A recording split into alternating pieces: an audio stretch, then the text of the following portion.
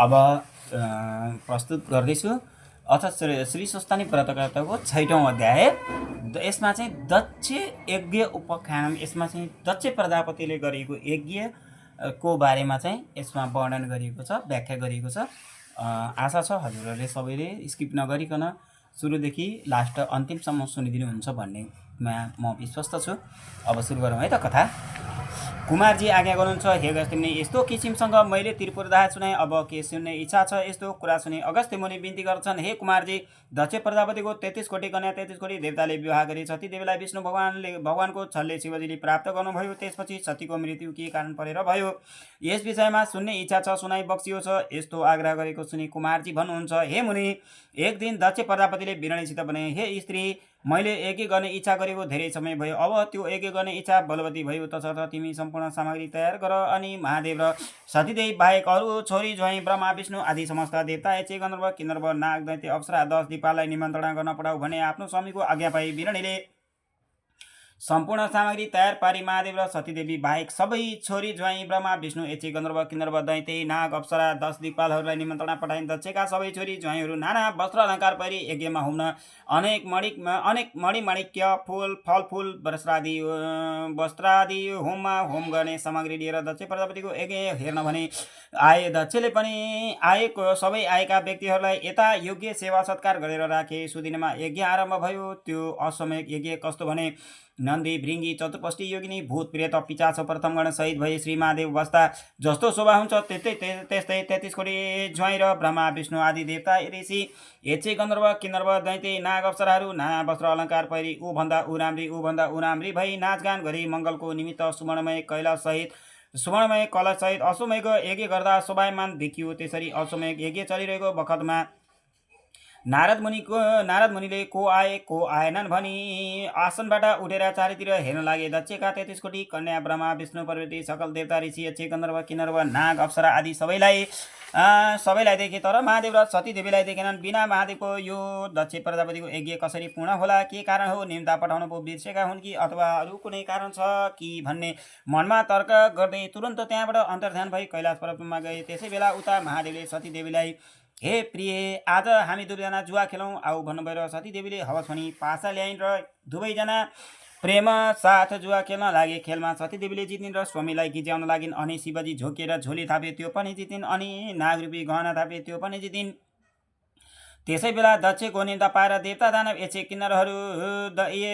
किन्नरहरू विमानमा बसेर गइरहेका थिए। तिनीहरूलाई देखेर सतीले स्वामीसित भनिन्, ती विमानमा बसेर जानेको हुन्, आज्ञा होस् भनी सोधेर महादेवले तिमीलाई के को धन्दा पर्यो, आफ्नो काम गर भन्दा सतीदेवी चिन्तित भएर माथितिर नै हेरिरहन्। अनि शिवले हाँसेर मुकुट थाप्नु भयो, त्यो पनि जितिन्। त्यसरी निकैपल्ट हारेकोले शिवजीले केही पनि नभनी हाँसिरहनु भयो। अनि सतीदेवीले बिन्ती गरिन्, हे स्वामी, हजुरका सबै वस्तु मैले जितिसकेँ, अब के थाप्नुहुन्छ, लौ थाप्नुहोस्। अनि शिवजीले अब म आफ्नो अङ्ग थाप्दछु भन्नुभयो। तब शिव सतीदेवीले हात जोडेर विनम्र स्वरमा बिन्ती गरिन्, हे स्वामी, हजुरको अङ्ग त अघि पनि पछि पनि मेरै हो। यदि मैले हारेँ भने हजुरको अङ्गको साँठो कुन कुरा टक्र्याउँला। यो सम्पूर्ण ब्रह्माण्डमा हजुरको अङ्गको साँठो दिने मेरो विचारमा कुनै वस्तु पनि छैन।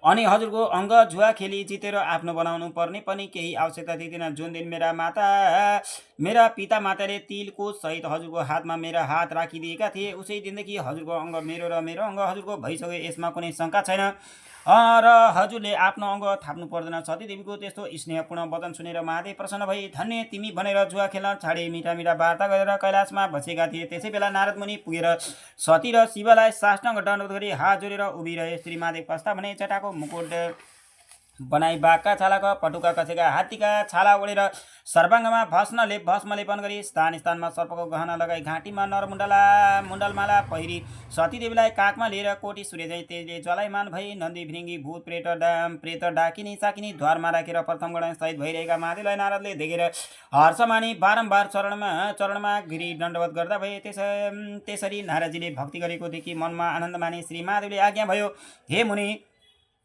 तिम्रो भक्ति देखेर म प्रसन्न भए, जे इच्छा छ सो वर माग। तब नारदजीले केही भन्न नसकी उभिरहे। तब के काम परेर यहाँ आयो भन, यति शिवजीले आज्ञा भएको सुनि नारदजीले हात जोडेर भन्न लागे, हे शम्भु, हे शम्भु, म अरू के वर मागौँ? हजुरको भक्तिमा मेरो चित्त सदा लागिरहोस्। हे ईश्वर, म आउने कारण के हो भने दक्ष प्रजापतिले अश्वमेध यज्ञ गर्दा तीनै लोकका देवता यक्ष गन्धर्व किन्नर दैत्य नाग अष्टवसु वशिष्ठ आदि ऋषि र ब्रह्मा विष्णु एवं 10 दिक्पाल सहित सबै यज्ञस्थलमा आएका छन्। मैले यज्ञस्थलमा प्रदक्षिणा गरेर हेर्दा केवल हजुर दम्पतिलाई देखिन र यज्ञका मुक्ति भोक्ता कर्ता एवं फलदाता हजुरलाई किन डाकेनन् भनी आश्चर्य लागेर म त्यही कुरा बिन्ती चढाउन आएको हुँ। हे गौरी शङ्कर, यसको अर्थ केही बुझ्न सकिन भनी नारद मुनिले बिन्ती गरेको सुनि सतीदेवीले आफूलाई अत्यन्त अपमान गरेको ठानी श्री महादेवसित बिन्ती गरिन्। हे जगदीश्वर, नारायण प्रवृत्ति 33 कोटी देवता यक्ष गन्धर्व किन्नर नाग दैत्य अप्सराहरू र मेरा सबै बहिनीहरूलाई डाक्दा हामी दुईजनालाई मात्र किन डाकेनन् भन्दै विस्मयका साथ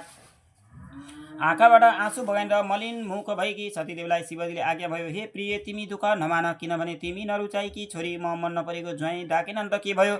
यस कुरामा तिमीले आफ्नो अपमान मान्नु पर्दैन। तिम्रो म छँदैछु। दक्षको यज्ञमा गएर पो हामीले के पाउनु छ र नगए पनि के होला भने धेरै प्रकारले सम्झाउँदा पनि नमानेर हे स्वामी, यस्तो आज्ञा नहोस्। मलाई त्यो अश्वमेध यज्ञ हेर्ने अत्यन्त इच्छा छ। आज्ञा भए नारदजीसित गई एकपटक हेरेर मात्र आउने थिएँ भनेर बहुतै जिद्दी गरी महादेवका चरणमा परिन्। अनि जगदीश्वरले फेरि भन्नुभयो, हे प्रिय, यस्तो हट नगर, किनकि विशेष गरेर तिमी आफ्नो स्वाभिमानमा रहेकी त्यहाँ अपमान होला, जाने काम नगर भनी अनेक किसिमले बुझाउँदा पनि नमानी नारदका साथ लागि कैलाशबाट प्रस्थान गरिन्। पिताको यज्ञस्थलमा पुगेर आदर साथ माता पितालाई ढोक्दी साह्रै चित्त दुखाई आँखाबाट आँसुका धारा बगाई मङ्गल वचन बोलिन्। हे माता पिता, हजुरहरूले गर्नु लागेको यस्तो ठुलो यज्ञमा पनि मलाई किन सूचना दिनु भएन? के म हजुरकी छोरी होइन?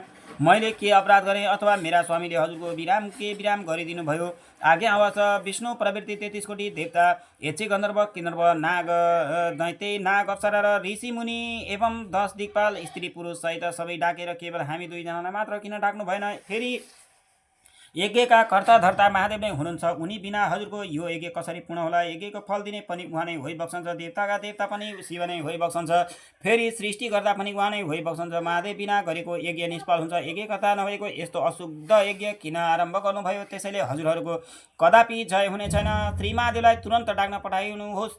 यति मात्र यज्ञको उद्देश्य सफल भई इच्छित फल प्राप्त हुनेछ। हे पिता, शङ्करलाई अशङ्कर गरी थाल्नुभएको यो यज्ञ शङ्कर नभइकन पनि पूर्ण हुन्छ कि यो ब्राह्मणमा 2 शङ्कर छन्? यदि छन् भने मलाई आज्ञा होस्। फेरि मेरो स्वामीलाई नडाकेको कारण के हो? हे माता पिता, मलाई भन्नुहोस् भनी सतीदेवीले भनेको सुनि दक्ष प्रजापति भन्न लागे, हे पुत्री, त मनमा दुःख नमान। तेरो पति भोलानाथ यो यज्ञमा ढाक्ने योग्य छैन, किनकि 33 कोटी देवता यक्ष गन्धर्व नाग आदि अनेक रङ बिरङका वस्त्र र मणिमाणिक्यका अनेक अपूर्व गहनाहरूले सज्जित भई श्रीखण्ड आदि सुगन्धित वस्तु लेपन गरी अनेक थरीका मङ्गल यात्रा गरी गन्धर्वद्वारा गीत र अप्सराहरूको नाच आदिले शोभित भएको यज्ञमा देख्दै घिनलाग्दो त्यो महादेवलाई कसरी डाक्ने? हे सती, तेरो स्वामी के ढङ्गको छ र? देहमा खरानी घसी, कम्बरमा बाघको छाला बाँधे, हात्तीको छाला ओढी, बिष भाङ धतुरो खाई, राता राता आँखा पारी, जस्तो मन लाग्यो त्यस्तै नाचे, सर्पको गहना लगाउने, जटाको मुकुट कस्ने, मुण्डलमाला पहिरी, दायाँ हातले डमरू बजाई, बायाँ हातले त्रिशूल समय भूत प्रेत आदि अघिपछि लगाई दिगम्बर मतवाला जस्तै जहाँ पायो उहीँ पाउ राखी लाज नमानी हिँड्ने। यस यज्ञमा भने देवकन्या, नागकन्या, गन्धर्व कन्या र तेरा सबै बहिनीहरू तथा 33 कोटी देवताहरूले शोभायमान यस्तो पवित्र यज्ञस्थलमा यस्तो देख्दै अशोभा हुने र घिनलाग्दो तेरो स्वामीलाई कसरी डाक्नु भनी नडाकेको हो? फेरि तँलाई मात्र डाक्नु भने ऊ पनि पछि लागेर आउला भनी तँलाई पनि डाक्न सकिन। तँ दुःख नमान। फेरि तैँले हाम्रो सेवा पनि गरेकी होस्, अपराध पनि केही गरेकी छैन। तेरो स्वामी त्यस्तो गतिको हुनाले नडाकेको हो। फेरि सृष्टि स्थिति संहार गर्ने महादेव हुन् र यज्ञको फल दिने पनि उनै हुन् भने त्यो कुरा होइन।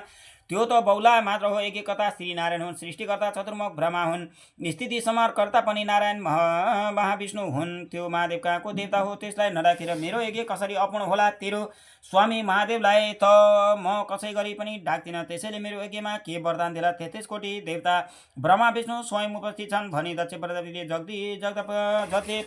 जगदीश्वर श्री महादेवलाई क्षुद्र वचनले निन्दा गरेको सुनेर मनले सहन नसकी राता राता आँखा पारी क्रोधले नाग जस्तै लामो लामो श्वास फेरि सुस्केर हाल्दै धाराखिरी झुरुक्क उठेर भुइँमा लात्तीले हाने। स्वामीको निन्दा गरेको सम्झी शीतलले सहन नसकी छातीमा मुड्कीले हानी शिव शिव भन्दै स्वामीको नाम उच्चारण गरी यज्ञकुण्डमा हाम फाली प्राण छोड्दै भइन्। अनि हिमालय पर्वतकी श्री मेनकाको गर्भमा बास लिन पुगिन्। इति श्री स्कन्द पुराणे केदारखण्डमा आफ्नो कुमार जस्तै समाधि श्री सुतानी परमेश्वरी व्रतकथायाम् सतीदेवी देह त्याग वर्णनम नाम 6 अध्याय समाप्त। धन्यवाद। यो 10 मिनटसम्म हजुरले हेरेर आज सतीदेवीको विवाह पश्चात श्री महादेवसँग जुवा खेलेको र श्री सतीदेवीले कसरी प्राण त्यागिन् भन्ने कुरा यो कथामा हजुरले सुन्न सक्नुभयो। भोलि फेरि हामी अर्को 7औं अध्याय लिएर फेरि उपस्थित हुनेछौँ र अब सकिने बेलामा हजुरलाई फेरि एकचोटि लास्टको प्रार्थना एकचोटि फेरि हामी गर्नेछौँ।